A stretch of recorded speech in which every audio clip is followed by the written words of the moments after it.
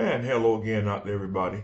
This is going to be a brief video on using Excel for genealogists. And in this use of Excel, I'm going to show you how I create and use a horizontal tree. I have a very large tree, a little over 61,000 people in it right now. And when you're trying to communicate to others, uh, yeah, the lineage from one person to another, sometimes it can get a little complicated and a little involved, especially when you're trying to drag uh, your tree around on the screen to illustrate what you're saying. This is my tree here in Family Tree Maker, and on this horizontal tree, I'm going back to somebody called John Pigg Sr., and that 10 simply means he's the 10th person named John Pigg in my tree. As you can see here, he's showing up as an 8th great grandfather. Let me go back to the spreadsheet here. So what I want to do here was show you how I can use a spreadsheet to illustrate my line and other lines going back all the way to wherever you're trying to get to. So on this sheet here, I'm going to go to the page I've labeled horizontal tree.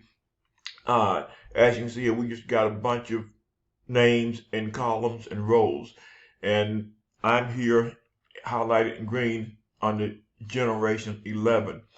And what this is designed to show is every generation 1, 2, 3, all the way up to I think 12 or 13, up to generation 13. A person's line that as they go back, what this shows is in this column here, column O, called DNA matches.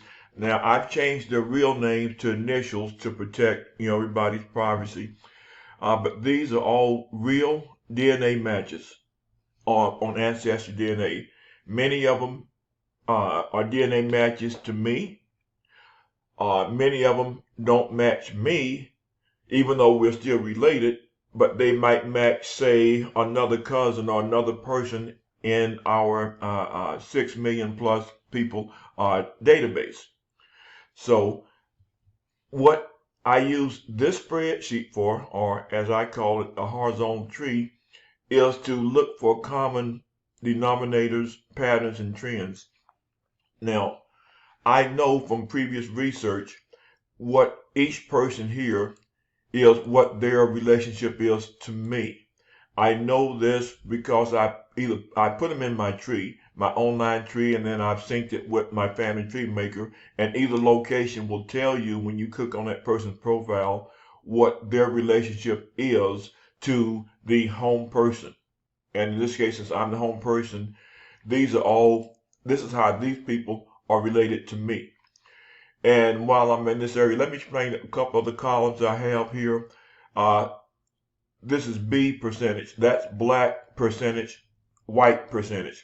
This is important to me because, especially when I'm tracing, in this case, the Pigg line, P-I-G-G, and come to find out that many of us have Piggs in our DNA matches. If you were to go to your DNA results on Ancestry and you do that center box search for surname, type in the name Pigg, you might be surprised at how many of your matches are also descended from Pigg. And if you go in and add in King and Queen County, Virginia, pretty much every Pigg in King and Queen County all descended from the same Piggs, and I'm going to be related to many, if not most or all of them. At any rate, again, column O, these are the people that are real DNA tested people today, and this is a relationship to me, and this is the percentage that they are black, percentage that they are white. The reason these two columns are important, most Piggs are going to show up as white people, but there are a few that's going to show up like 3% black or 1% black. I'm particularly interested in those to try to identify a line where they all came from. Was it just one or two Pigg ancestors that was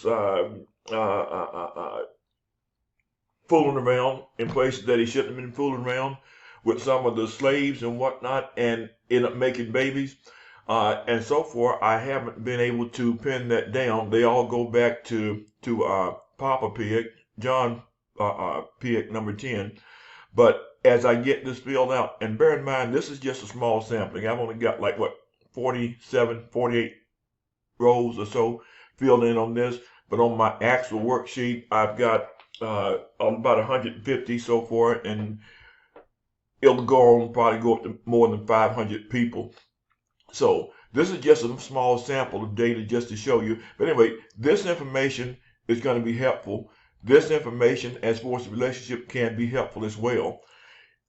Now, this is, I won't say, it's not a very advanced topic for Excel, but I'm assuming you know how to do basic things with Excel, such as sort, copy, paste, cut and paste, change colors, etc., etc.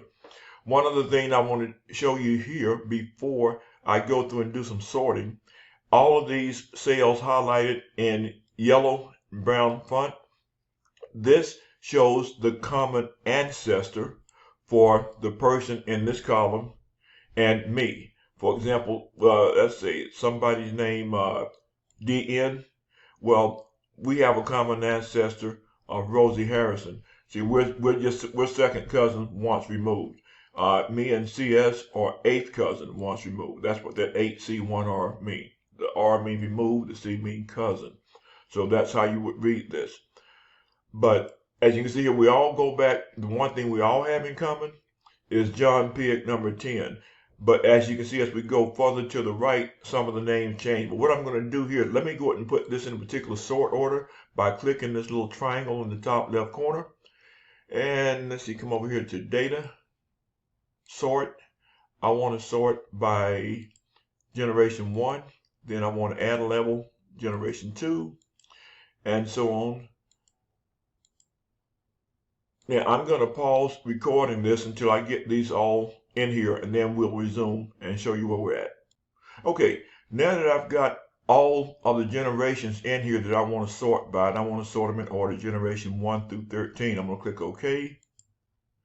And what that did is put everything in some order, more or less. Generation 1, everybody here is Paul Pig, and everybody here in generation 2 are Paul Pig's kids.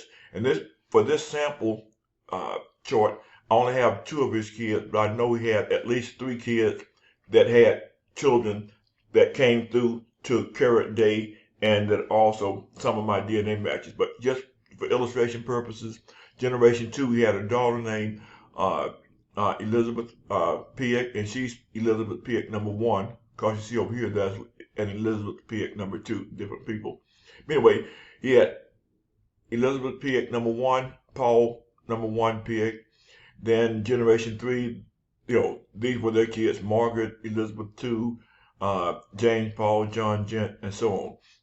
So so the way I've got this sorted now, you can go through and all the similar names are going to be together. Like you're not going to see Paul Pig 2 here and see him again up here, because they are sorted in order. So you just go on down the line here. Now, here's me. I see that because I'm highlighted in green here. I know that I can go back and see that there are other people that also had this common great-grandparent that I had, in this case, which was Rosie Harrison here, and there are a couple others down here. Now, the reason these are not sorted over here is because when we look back further, we had to sort by column D and E, and we sorted these first. So Rebecca Austin, who was one of my ex-great-grandmothers, this is all her. So we were to trace all of our ancestors back to here. We'd all have the same one. Now after that, we all, you know, she had this one son, that was his name, but the son had a number of different children. That was Mentor Brisby, Tabitha Brisby, and I think those are the only 2 for him. And then you see Tabitha Brisby had looked like 3 or 4 kids. There's Louise 1, Matilda 1, Mentor, and Tabitha, and so on. And again, each one just kind of filters down as you go. And by sorting your tree, by creating a tree like this, first of all, you can quickly communicate to others what the line is. How do they get from you or whoever it is they're looking at all the way back to the person of interest? So that's the advantage of a horizontal tree. Now this is one part of two of an overall worksheet that I've created for this for members in our PIC research group on my website, and I'll give you that later if you all want to check that out.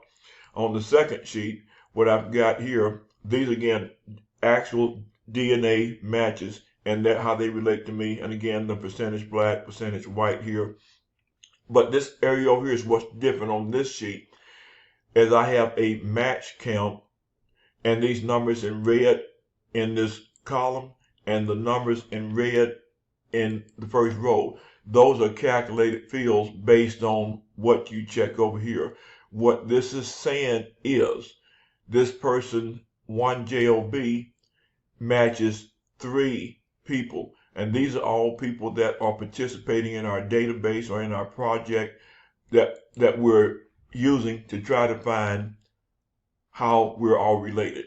So this person right here, JOB, for example, matches 3 people because we've got X in every cell that they match. And this person matches 4, this person matches 6, etc. If you want to look up here, say at the first name, then this could be John Doe, that could be Sally Joe, or whoever, any name, whatever the name or the participant is, that is what you would have up here. And it says here that the first participant only has 1 match. The second one matches 4 people. So this person, for example, matches participant number 2, and it matches AH number 2, and AH number 2, she matches 6 people, so it goes on across. Now, I know that might be a little not easy to understand the way I'm going through this very, very quickly, but you can believe me, when you put real data in here, this will become more meaningful, and you'll have to have a lot more data. Now I'm going to quickly show you my actual data and go through this pretty quickly here. This is my sheet. The blank cells mean I haven't gone through and put in our matches going all the way back to John Pick number 10. But see, right now I've got 166 names in here of people that I'm actually looking at. If I look at the other sheet, you see these are real numbers here. These are real people. This shows how much this person matches this person, and when you're using real names, real data, it will be a lot more meaningful to you. So on that note, I think that's pretty much going to conclude this video. But before I go, let me do one other thing here. Let me type in, I'm not going to bother putting that in the bottom of the of this video because I just haven't had time to do that yet. But our website is our gene research project.net. Feel free to check us out if you'd like to, but that would go back and go small like that. Let me see if I can make this bigger.